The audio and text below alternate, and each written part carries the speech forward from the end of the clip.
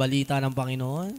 So, may I request again to share the gospel of the Lord? Pwede mo bang i-share ang gawain natin online? Because that's the only intention kung bakit tayo nandito. Sa atin, na mga matatagal na, para maging sariwa sa atin ang pagmamahal ng Diyos. At bilang mga anak na ng Diyos o mga naglilingkod sa Panginoon, ang ating nais ay marami pang tao makakilala sa Panginoon. Kaya sige, come on, bigyan ko kayo ng 1 to 2 minutes to do it. At kung gusto nyo mag-CR, pwede rin kayo mag-CR, o gusto nyo mag-rest, o kumuha ng tubig. Dahil mamaya, ang request ko po sana sa inyo, bilang tagapagsalita, alam nyo po, kaming mga preacher, masaya kami kapag nakikita namin nakikinig yung mga tao ng salita ng Diyos. Sana ay wala mo nang tatayo, wala mag-Facebook muna, wala mo nang gagawa na kung ano-ano, kundi makikinig lang tayo, mabilis lang paggabi. Sabi ko sa inyo, ayoko magsisisi kayo, 'di ba? Gusto ko bawat segundo, sandali ay makuha natin kung anong sinasabi ng Panginoon. Come on. May you share the word of God, gawin natin 1 to 2 minutes, at kung gusto niyo nga mag-CR ay gawin niyo muna, ganun din sa online. Okay? 1, 2, 3, go.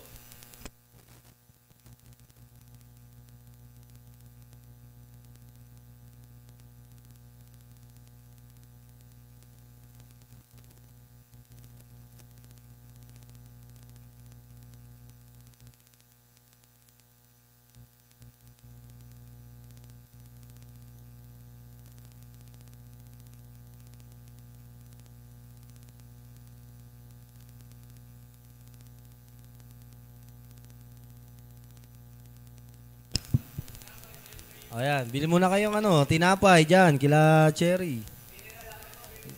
Mineral water po, 20, yung maliit. Brother Eric, ang babasahin natin ay nasa Lucas chapter 15, verse 11 hanggang 23. So, na-share nyo na ba? Come on, gawin natin para sa Panginoon. Share lang naman yan, hindi kayo mape-persecute. At ngayong araw po, sineselebrate natin ang Father's Day. So mamaya ay bibigyan natin ng parangal ang mga haligi ng tahanan. Ayan, ipapanalangin natin sila at makakatanggap sila ng token. Maraming salamat sa church natin at mga taong ginamit to prepare sa simpleng token na ito para sa mga tatay natin. Diba, wala, talagang gusto niyo nang makinig Okay, sige. Kung tapos na po kayong lahat, ay magtatampo po ako, magdadamdam ako kung may makita akong matutulog. Ayan. Masasaktan po ako pag may nakita akong hindi nakikinig. Pero magiging masaya ako kung tayong lahat ay makikinig maigi dahil naniniwala ako na kakausapin ka ng Panginoon ngayong gabi. Sabi mo sa katabi mo, kakausapin ka ni Lord, may sasabihin siya sa'yo.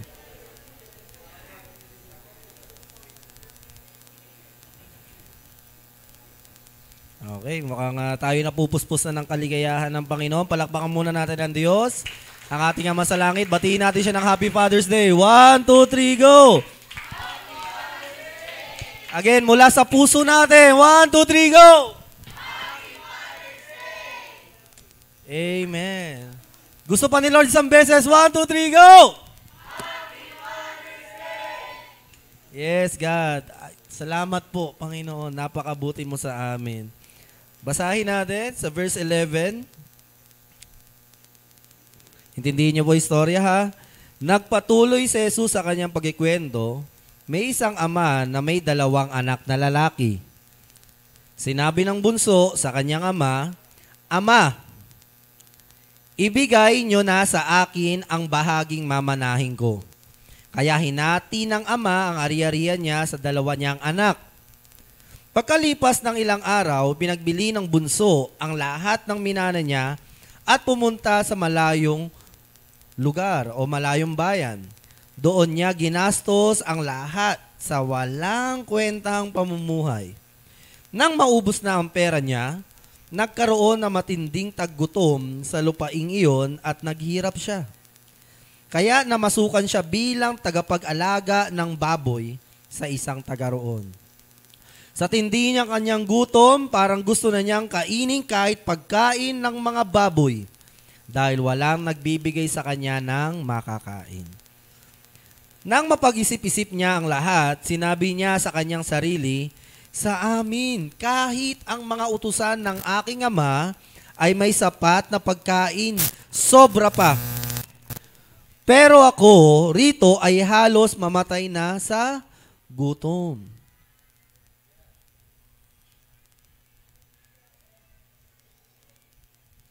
Babalik na lang ako sa amin at sasabihin ko sa aking ama, Ama, nagkasala po ako sa Diyos at sa inyo. Hindi na ako karapat-dapat na tawaging anak ninyo. Gawin nyo na lang akong isa sa mga utusan ninyo. Kaya bumalik sa kanyang ama. Kaya bumalik siya sa kanyang ama. Malayo pa ay natanaw na siya ng kanyang ama at naawa ito sa kanya. Kaya patakbo siyang nitong sinalubong, niyakap at hinalikan. Sinabi ng anak sa kanyang ama, Ama, nagkasala po ako sa Diyos at sa iyo. Hindi ako karapat-dapat na tawaging anak ninyo. Pero tinawag ng ama ang mga utusan niya, Madali, dalhin niyo rito ang pinakamagandang damit at bihisan siya. Lagyan ninyo ng singsing ang daliri niya at suotan ninyo ng sandalyas ang mga paa niya.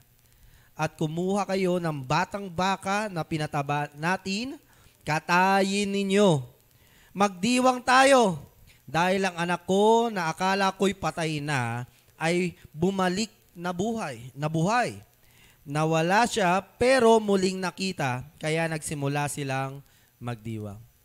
So mga kapatid, gusto ko pong ikwento uli ito. Pakinggan nyo po muna. Una, may ama. Siyempre, Father's Day, ito pag-uusapan natin. May tatay. Meron siyang 2 anak. At yung 2 anak niya, yung isa doon, nagsabi, kukunin ko na yung mana ko. Pagkakuha niya ng mana, pumayag naman yung tatay. Tapos umalis siya, dala-dala yung kayamanan. Pagkadala niya ng kayamanan, naubos. Naghirap siya, nagkaroon ng sakuna o trahedya, tapos naghirap na siya. Sobrang hirap niya, halos kumain na siya ng pagkain ng baboy. At nung na-realize niya, nung nahihirapan na siya sa buhay, gusto niya nang bumalik sa kanyang ama dahil lang sa bahay ng tatay niya, kahit katulong ang sarap ng pagkain o may kinakain sila doon. Sabi niya, babalik na ako. So pabalik pa lang siya, sa malayo pa lang nakita na siya ng kanyang ama. Anong ginawa? Lumapit yung ama, tumakbo rin palapit sa kanya, agad na niyakap, hinalikan. At ginawa lahat siguro ng isang ama na nag-aantay sa kanyang anak. At pagkatapos noon, sabi ng anak, patawarin mo ako, tatay. Wag mo na ako ituring na anak, kahit alipin na lang. Kasi hirap na ako sa buhay. Parang gano'n yung paliwanag niya. Kahit wag mo na ituring na anak, basta gusto ko lang naman makakain eh. Yun lang, gusto niya iligtas yung buhay niya. Pero, walang sabi-sabi ang ama ang ginawa sa kanya. Sinuutan ng magandang damit, binigay ng singsing, sinuutan ng mga alahas, kinatayan ng isang mainam na handa, nagpahanda ng matindi ang ama. At sabi niya sa mga alipin, yung anak ko matagal na wala, akala ko patay na, pero buhay pa pala. Kaya magdiwang tayo. Sa pamilya, the most misunderstood person ay tatay. Sa buong pamilya, sila ang pinakamahirap intindihin. Kasi ang mga tatay, hindi nagde-demand yan basta-basta.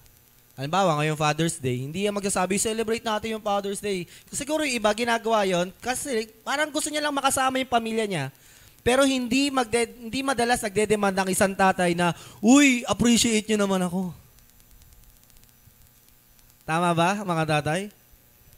Pero masaya sila kapag na-appreciate sila. Kaya dapat sineselebrate pa rin natin. Amen? Although hindi sila naghahangad ng parang parangal sa kanilang mga anak, masaya na sila na maayos ang kanilang anak. Pero kapag na-appreciate sila ng pamilya nila kahit hindi na ng ibang tao, masayang-masaya na sila. they are the most misunderstood lover sa pamilya. Bakit? Kasi ang language ng kanilang pagmamahal wala sa paghalik o pagyakap. Minsan ang lengguwahe ng kanilang pagmamahal ay ang paggising sa umaga, aalis, pupunta ng trabaho, magtitiis ng hirap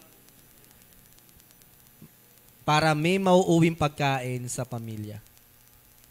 Tama po ba? At minsan ang ating Diyos Ama sa langit, we misunderstood His love. Minsan hindi natin maunawaan. Sa istorya na ito, mga kapatid, gusto ko pong sabihin sa inyo, ang unang paano natin masabi na parang minsan ang hirap intindihin ng Diyos, kita nyo dito sa istorya na ito. Yung tatay, nung hiningi nung anak, yung mana, anong ginawa ng tatay? Binigay. Di ba usually ang mana binibigay kapag? Ayun, very good. Pagpatay na ang magulang.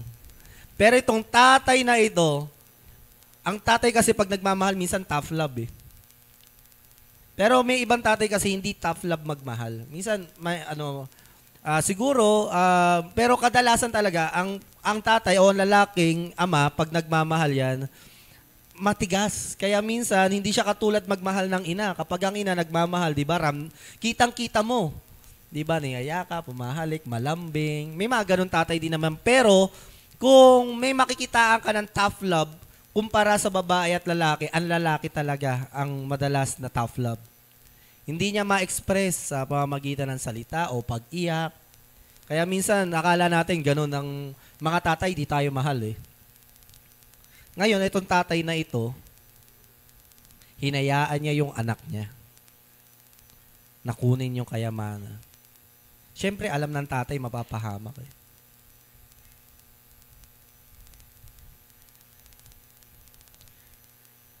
Biruin mo, napakasakim nung anak niya, no? Buhay pa ako. Kung, di ba, kung ikaw yung tatay na maramdamin, buhay pa ako, kinukuha mo na yung mana mo, hindi mo muna ako inantay, mamatay. Tama po ba? Masakit yun sa ama. Parang sinasabi mo, hindi ka mahalaga sa akin, mas mahalaga sa akin yung kayamanan mo, ibigay mo na sa akin yan. Pero ang ama, sa pagmamahal niya sa kanyang anak, ito po isang mukha ng pagmamahal, kalayaan. Hahayaan kanyang gawin yung mga bagay, kasi ang Diyos o ang ama, minsan hindi nagko-control yan, hinahayaan na lang. Sa mga, kaya nga madalas, nag-aaway ang mag-asawa, ina at tatay, di ba? Nanay, tatay. Pagsabihan mo na may anak mo. O isa naman, hindi mo pinagsasabihan ang anak mo. Magkaiba po kasi talaga ang babae at lalaki. Pero bigyan muna natin pansin mga tatay, kasi Father's Day, di ba? Kahit ayaw ninyo, pag-usapan muna natin. So, ganun ang tatay, hahayaan niya. O, sige, hiyaan mo siya. Di ba, madalas natin narinig sa tatay, di ba? Hayaan mo yan, umalis yan. Kumapahamak yan para matuto sa buhay. Mga tatay, medyo relate ba, no? Isa, matigas magmahal ang tatay. Pero lagi na pagbibintangan, di ba? Tatay, hindi marunong magmahal. Kasi nga, iba lang yung mukha ng pagmamahal nila. May isa nga akong bagong kaibigan, nung dinalaw namin sa ospital yung anak niya, nagkwento siya about sa tatay niya. Bata pa naman, kaya naintindihan namin. Sabi nung bata, Daddy didn't love me. Because kasi nga, magkaiba yung si mami laging malambing, di ba? Lagi na ipagkwentuhan, na ipaglaro. Si tatay naman, iba eh. Iba yung kanyang approach, ang pagmamahal sa kanyang anak. So, I feel bad kasi syempre, alam ko naman, mahal siya ng tatay niya, di ba? Pero madalas kasi, yun nga, nami-misunderstood natin yung pagmamahal ng ama. So, here in the story, hinayaan niya anak niya, sige na anak, kunin mo na yung kayamanan. Hindi natin nakita dito naggalit yung tatay, no? Hindi siya nagdamdam. At sa istorya, para tayong yung anak dito, na yung buhay na binigay sa atin ng Panginoon, ginamit natin sa mga bagay na gusto lang natin gawin. So, ano yung magpapasaya sa atin? Hindi na natin naaalala ang Panginoon. Hindi magpasalamat man lang sa umaga, sa gabi. Hindi man lang tayo makapagsimba, makapagbasa ng salita ng Diyos. Kaya yung tao nung di pa nila nakikilala ang Panginoon. Pero, isang araw, itong anak na ito, gusto niya nang bumalik sa kanyang ama. Maaaring ilan sa inyo, no, katulad ng lalaking ito, nasa gitna na kayo ng dead end. Hindi nyo na alam paano ayusin ang buhay ninyo. May mga panahon, hindi na natin alam kung anong solusyon o dapat natin gawin sa buhay natin. Naalala na natin manumbalik sa Panginoon. Sobrang laki ng problema. Hindi na kayang solusyonan ng pera o trabaho natin o ng business. Hindi na natin kayang solusyonan bilang tayo o ng asawa natin. Sino ba may ganung problema na walang solusyon? Alam mo kapatid, minsan nangyayari talaga, pinapahintulutan ng Diyos eh. Kasi hanggat kaya nating solusyonan yung problema, hindi tayo sumusuko sa Panginoon. Minsan sumusuko na lang tayo pag wala na tayong magawa. Pero alam nyo, sa istorya na ito, kung gusto mo nang bumalik sa Diyos, gusto mo manumbalik sa Diyos, nung babalik na siya, sabi niya, babalik na ako sa ama ko.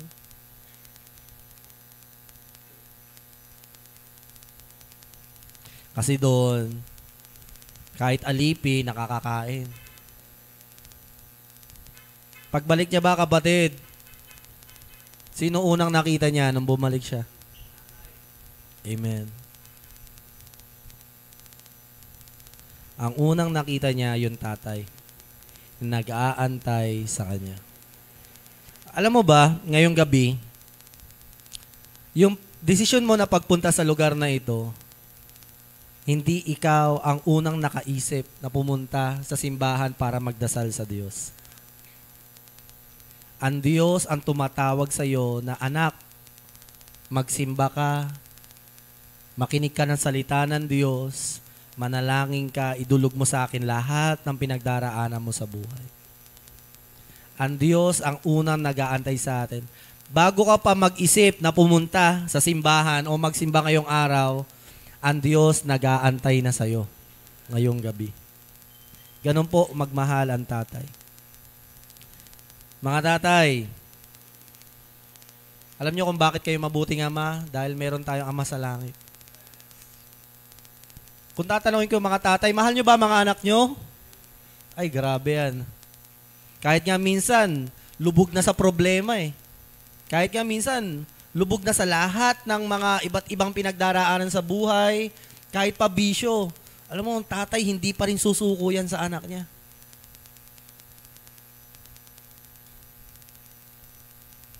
Kasi, meron tayong Diyos sa katulad ninyo magmahal.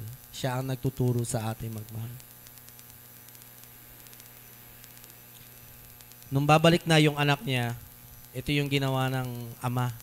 Malayo pa lang, sinalubong niya na yung anak niya, niyakap niya agad, hinalikan, hindi niya na inantay mag-sorry yung anak niya. Muna. Alam mo kung ikaw lumalapit ngayon sa Panginoon, akala mo, naku, ang dami ko nang nagawang kasalanan eh. Tapos, kailan matanda na ako, kailan dami kong problema, saka pa ako lalapit sa Diyos, nakakahiya naman. Alam mo kapatid, gusto ko sa'yo pakilala ang Diyos, baka di mo siya kilala. Hindi mo lang siya nakikita ngayon, pero niyayakap ka niya ngayon. Yung paghingi mo ng tawad ngayon, hindi dahil sa nahihiya ka sa Diyos, kundi dahil sa pagmamahal na pinaparamdam niya sa'yo ngayong gabi. Sino ka man, ano man yung pinagdaraanan mo, maging nasa online. Iniisip mo hindi na ako tatanggapin ng Diyos. Baka kayo, tanggapin kayo ng Panginoon, pero ako hindi na ako tatanggapin ng Diyos eh.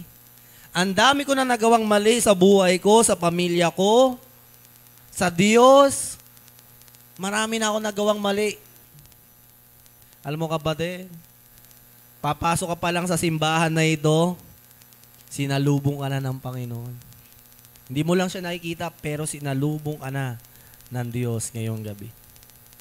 Niyakap, hinalikan, Siguro ngayon, kung ganun ba? Ganun ba yung Diyos? Oo, kapatid, ganun. May ilan naman sa atin ngayon, eto, makaka-relate ka dito. Kahit hindi mo na ako ituring na anak, kahit di na ako mag-serve sa'yo, basta pagalingin mo na lang ako sa sakit ko, basta tulungan mo na lang ako sa problema ko. Kahit wag mo na ako mahalin, tulungan mo na lang ako sa problema ko. Pero kapatid, hindi yun ang nais ng Diyos sa iyo. Ang gusto niya sa iyo, mahalin ka, ituring ka niyang anak ngayong gabi. Maganda itong part na ito. Gusto kong basahin sa verse 22. Sa 21, sinabi ng anak sa kanyang ama, Ama, nagkasala po ako sa Diyos at sa inyo. Hindi na ako karapat-dapat tawaging anak ninyo.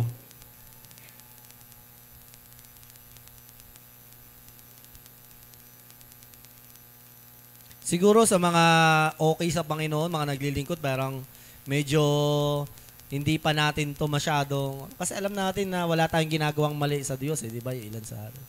Pero marami dito, may ilan sa atin. Halos, hindi nahihiyang magdasal man lang sa Diyos. Sa laki ng kasalanan na nagagawa nila sa Panginoon. Pero kapatid, sinulat tong istorya na ito para maintindihan mo at maunawaan mo kung sobrang nahihiya ka na sa Panginoon, hindi niya pinamumuka sa iyo ang kasalanan mo. Hindi ka pa humihingi ng tawad, ang sabi na ng ama sa anak na ito, suot nyo sa kanya yung pinakamagandang damit. Suotan nyo ng sing-sing. Hindi niya sinabi, ba't nandito ka? Kinuha mo na yung kayamanan mo, di ba? Halos pinatay mo na nga ako eh.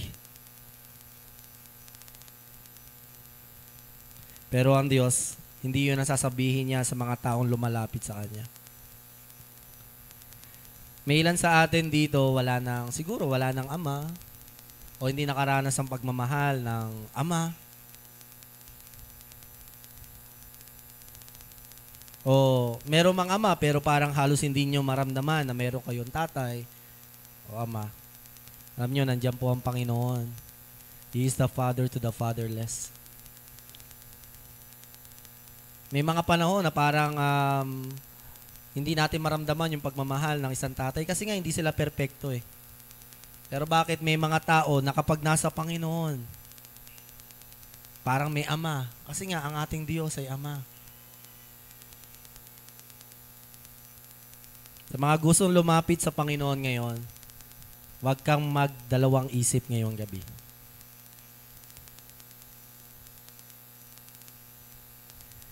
Sa mga Kristiyano na, mga kapatid ko, mga mahal ko, marami din tayong pagkukulang sa Panginoon. Wala kahit si isa sa atin pwedeng magmalaki. Sabi ng ama sa verse 23, tinawag ng ama ang utusan, madali, dalihin nyo ang pinakamagandang damit, bihisan nyo siya, lagyan ninyo ng singsing daliri niya, suotan nyo ng sandalya sa mga paa niya, at kumuha kayo ng batang baka na pinataba natin. At katayin ninyo, magdiwang tayo. Imbis na magalit ang ama, masaya siya na nakita yung anak niya na bumabalik sa kanya. Alam niyo mga kapatid, ang ating Diyos, grabe magmahal yan. Hindi ka pa pinapanganak, mahal ka na ng Diyos, may plano ka na sa Kanya. Ako, simula nag-asawa ako, doon ko na-realize totoo nga yung talagang pagmamahal ng isang tatay. Kasi ako, wala pa akong anak. Pero, ngayon pa lang, pinoproblema ko na yung anak ko. Iniisip ko na, hindi, kailangan bago ako magkaanak, handa na kami para hindi mahirapan yung anak ko. Kailangan mag-ipon kami. Para kung magkaanak man kami ni Sister Bana, ay handang-handa na. It reflects to me yung sinabi ng Diyos na bago pa man likayin ng mundo, ang plano ng Panginoon ay iligtas ka. Mga tatay, Kung marunong kayo magmahal, kung nakikita niyo yung sarili niyo na mahal niyo yung mga anak ninyo, mas marunong magmahal ang Diyos at perpekto siya magmahal. Kaya kung sino man sa mga tatay, o kahit sa ating lahat, kung gusto niyo naman balik sa Panginoon, tanggapin niyo siya. Mga tatay, gusto niyo ba pag lumaki sa mga anak, hindi na babalik? Hayaan niyo, di ba? Pero gusto niyo siyang, sana isang araw bumalik yung anak ko.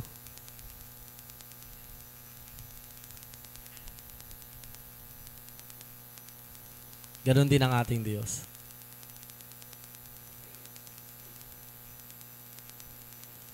Dito sa last part, maganda yung sinabi ng Panginoon.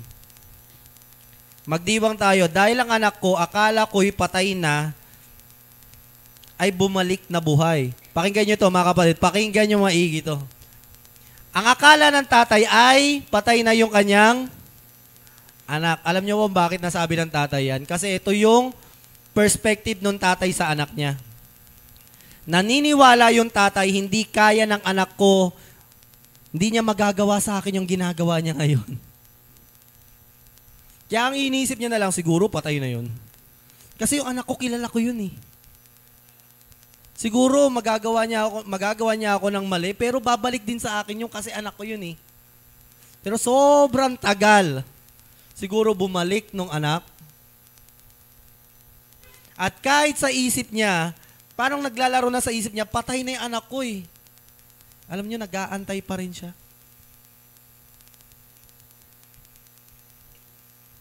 Ang ganda ng sinabi ng ama, akala ko patay na yung anak ko. Alam mo kapatid, akala mo siguro, isa kang taon talagang sobrang sama, talagang walang pakialam sa Diyos. Pero tanong ko, bakit ka nandito ngayong gabi? Gusto ko ipaalala sa'yo, baka naririnig mo yung bulong ng tatay mo sa langit.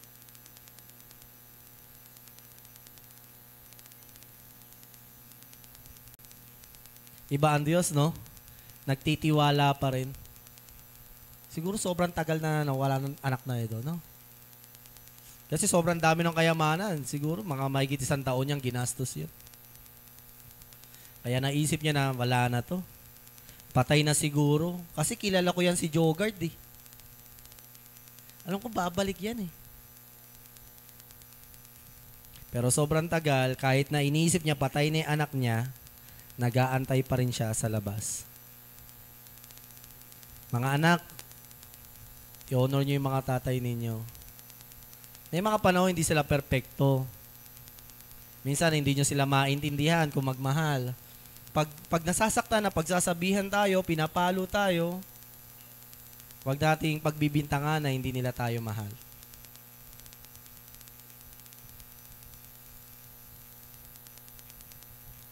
Ako nga, aso pa lang yung anak ko eh.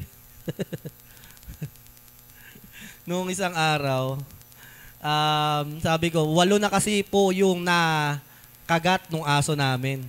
Hindi naman kinagat. Kumbaga nagaspangan ng ngipin. Kasi sobrang kulit. Kaya huwag kayong lalapit dyan sa aso na yan. Ako, makulit yan.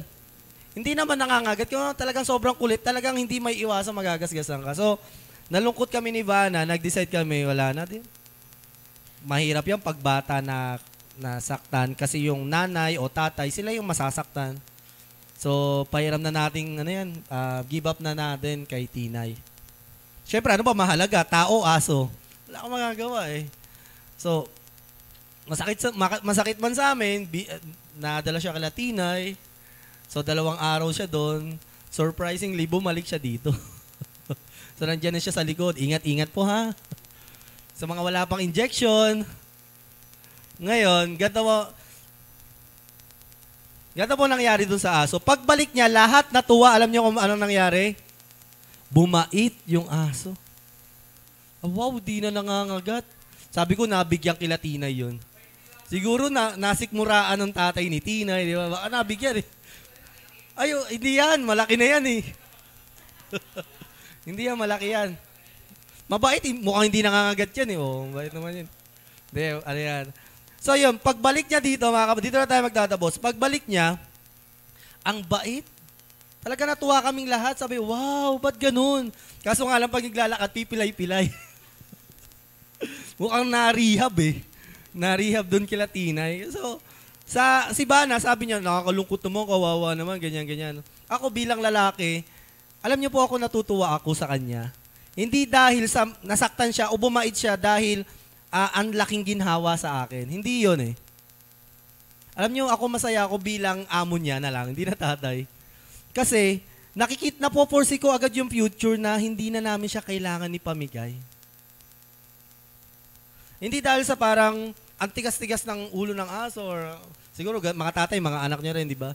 Pero di ba mga tatay, tayo, mga lalaki, minsan, ayun nga, sabi ni Bala sa akin, hindi ka ba naawa, pipilay-pilay na nga, ganyan-ganyan. Sa puso ko, sabi ko, hindi nga okay nga yan eh. Kasi nga, bumait na siya, ibig sabihin, hindi na natin siya kailangan pamigay pa. Makakasama na natin siya. Ang hirap intindihin ng mga tatay, no, ng mga lalaki. Medyo tough love talaga eh. Minsan matigas talaga magmahal ang mga lalaki. Hahayaan muna tayo, papakawalan muna, tulad ng ating Diyos, hahayaan ka muna, sige, gawin mo gusto mong gawin sa buhay mo. Basta kapag nahihirapan ka na, hello, tingin kayo dito, pwede ka bang bumalik na sa akin?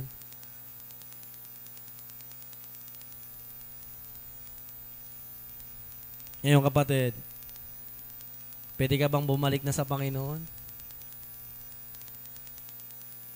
Wala to kung anong dami ng kasalanan ginawa mo o gaano katagal ka nang walang pakialam sa Panginoon. Hindi nilagay dito kung anong edad ng anak. Basta ang sinabi, nung bumalik na yung kanyang anak, agad na lumapit ang ama, niyakap siya. Hinalikan. Siguro ilan sa atin, ayoko nang mag-serve. Basta magsisimba na lang ako. Hindi, anak. Gusto kitang pagpalain, ikaw at ang pamilya mo. Kaya kung gusto mo nang bumalik sa Panginoon, minsan, kung hindi mo naiintindihan ng Diyos, ganun lang talaga ang Panginoon. Minsan, mahirap intindihin. Pero hindi mo siya pwedeng pagbintangan na hindi siya mapagmahal na Panginoon. And then sa last part, sinabi niya dito, nawala siya pero muling nakita. Kaya nagsimula silang magdiwang. Dito po tayo magtatapos sa verse na ito. In Psalms 103 verse 13. Sige po, punta po ang worship team. Ang ganda po ng sinabi dito sa part na ito.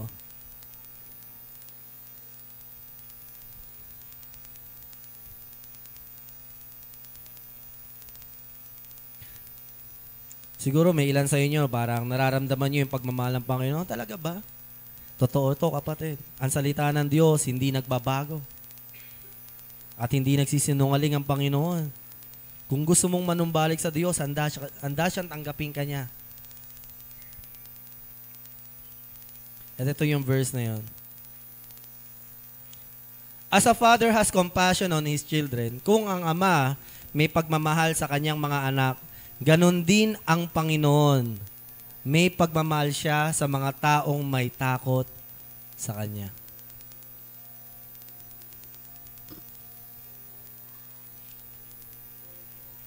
Sobrang pagmamahal sa iyo ng Diyos, kapatid. May isa siyang binigay sa iyo.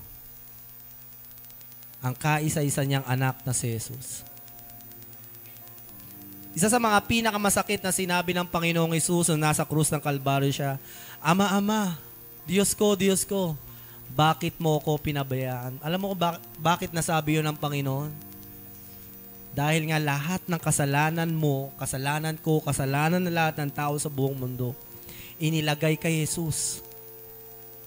At dahil ang Diyos ay banal, hindi niya kayang tignan ng anak na si Jesus. Ang ginawa niya, inilagay niya lahat ng pagkakamali ng tao, kasalanan. Sobrang pagmamahal ng Diyos, kahit ang kanyang kaisa-isang anak, pinahintulutan niya na masaktan at mahirapan mamatay sa krus ng Kalbaryo. Para tayong mga tao, kung lalapit tayo sa Diyos, tatanggapin natin yung pagmamahal ng Ama sa pamamagitan ni Jesus. ay tatanggapin niya tayo. Tayo po tayong lahat at tayo mananalangin.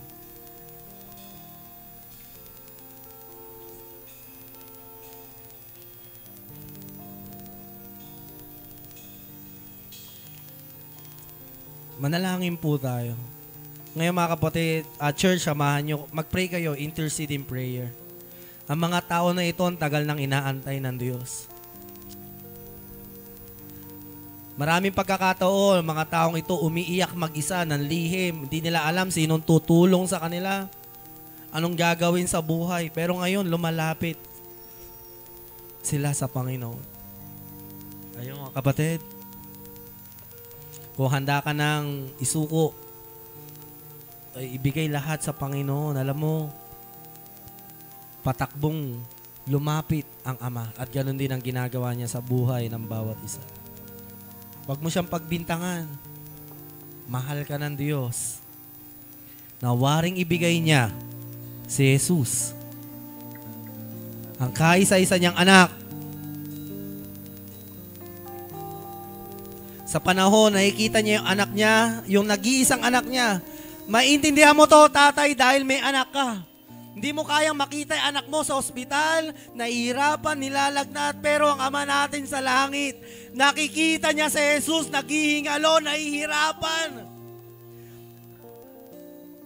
Pero hindi niya binawi, inayaan niya na tapusin ng kanyang anak ang paghihirap dahil may ikaw kung sino ka man, na kung tatawag ka sa Kanya, ay tatanggapin ka ng Diyos. Ayun po ang dahilan ng kamatayan ni Jesus. Wala nang higit na pag-ibig, kundi ang pagmamahal ng ating Ama sa langit. John 3:16, for God so loved the world. Alam ko ikaw, tatay, hindi ko hihingin sa iyo ang anak mo dahil hindi mo kaya. Pero ang Diyos, ibinigay niya ang kaisa-isa niyang anak upang sino man tumanggap at manampalataya sa Kanya ay magkaroon ng buhay na walang hanggan at hindi ka na mapahama kailanman. Kaya, inaanyayahan kita. Tanggapin mo sa puso mo ang Panginoon. Tanggapin mo yung pagmamahal ng Diyos. Tanggapin mo yung ginawa ni Jesus para sa iyo. Siya'y namatay at muling nabuhay upang tayo mamatay may muling mabubuhay.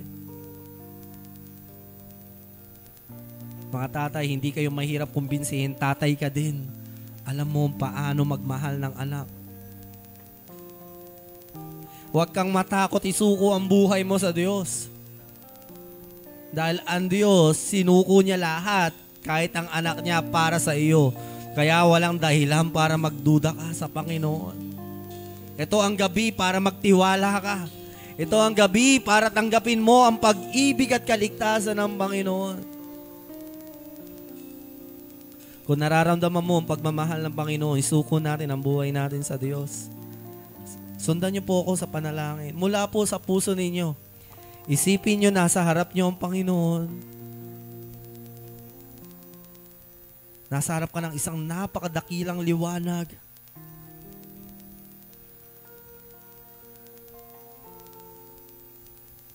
Hindi ko alam kung ano itsura ng Diyos, pero isipin mo, kaharap mo ang may likha ng lahat ng bagay at may hawak ng buhay mo at nag-alay ng kanyang anak para sa iyo, para sa akin.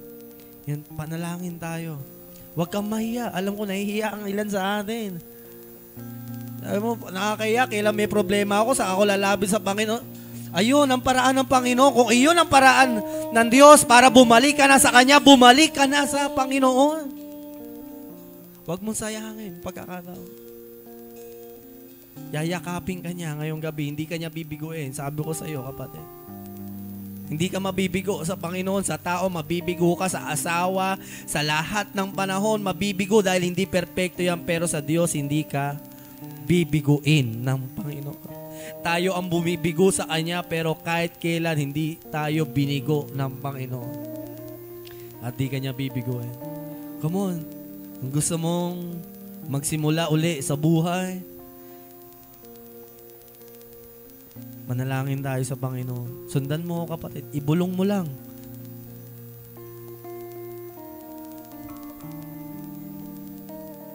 Panginoong Jesus, patawarin mo ako sa aking kasalanan. Tulungan mo ako dahil nahihiya po ako sa iyo. Pero tinatanggap ko po ang pag-ibig mo. Tulungan mo ako, ang pamilya ko, sinusuko ko sa iyo, Panginoon. Magpakilala ka sa akin. Kami na lang po mananalangin sa iyo. Come on, church, pray for the people. Aming Diyos, Ama sa langit, salamat po, Panginoon. Tulad kami ng alibughang anak, wala kaming utang na loob sa buhay na binigay mo sa amin.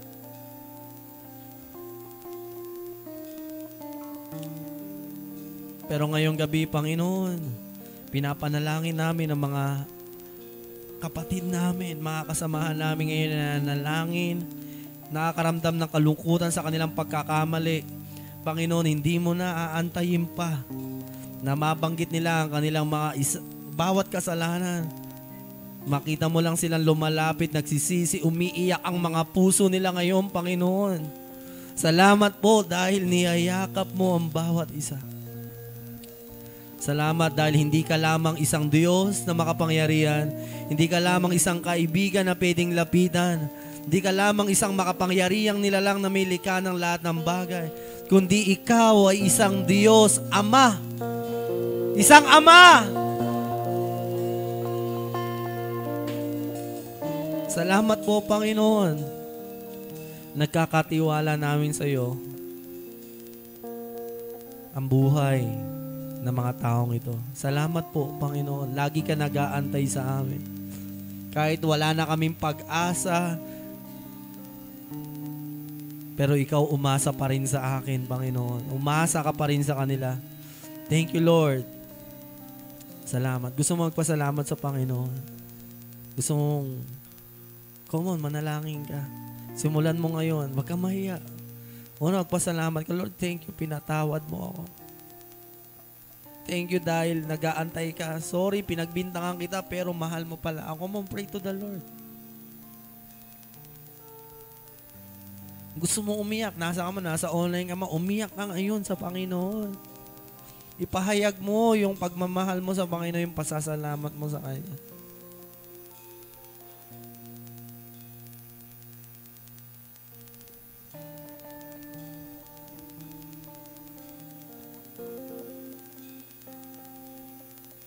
Gusto mo humingi ng tulong sa Panginoon, simulan mo, Lord, tulungan mo ako.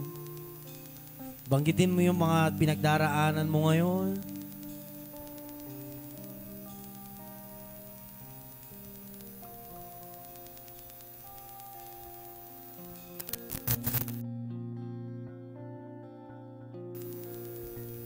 Ngayong gabi, mga kapatid, hindi ko po kayo pipiliting umawit, pero kung nararamdaman mo yung pagmamahal ng Panginoon, iniimbitahan kita na awitan ng Diyos. Huwag kang mahihiya. Kung talaga nararamdaman mo yung pagmamahal ng Diyos sa puso mo ngayon, alam mo matutuwa ang Diyos kung pupurihin mo siya sa pamamagitan ng awitin. Hindi, awitin natin yung Tagalog kanina na inawit natin sa Panginoon. Pasalamatan natin ang ginawa ng ating Diyos sa masalangit. Ibinigay niya ang kanyang anak na si Jesus upang dumanak ang kanyang dugo sa krus ng Kalbaryo.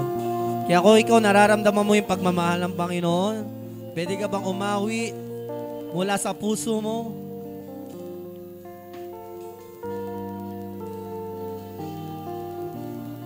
Handa ka na, kapatid?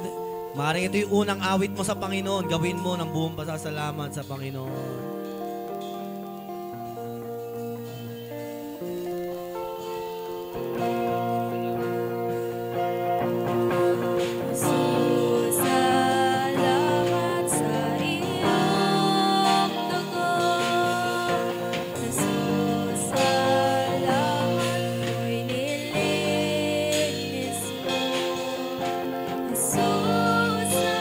Salamat po.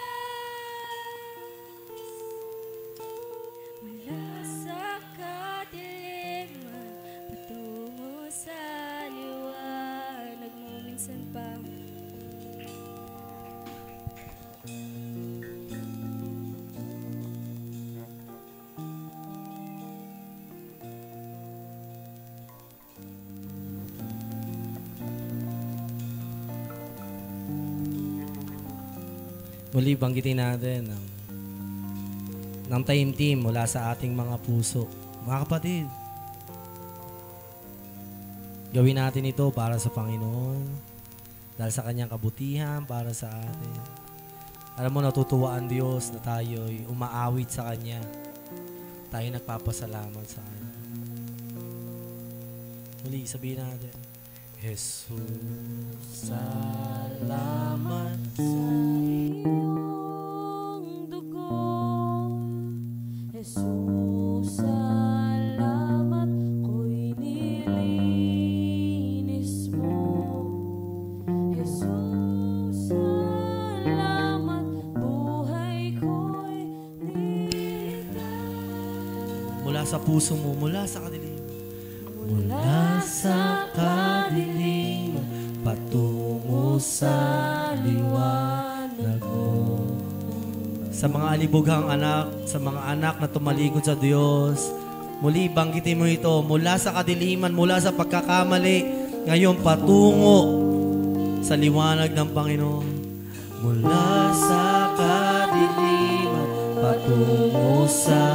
Muli for the last time, sabihin natin sa Panginoon, mula sa kadiliman, patungo sa liwanag mo. Tawagin po natin yung mga tatay, papanalangin po natin sila. Sige po, ihatid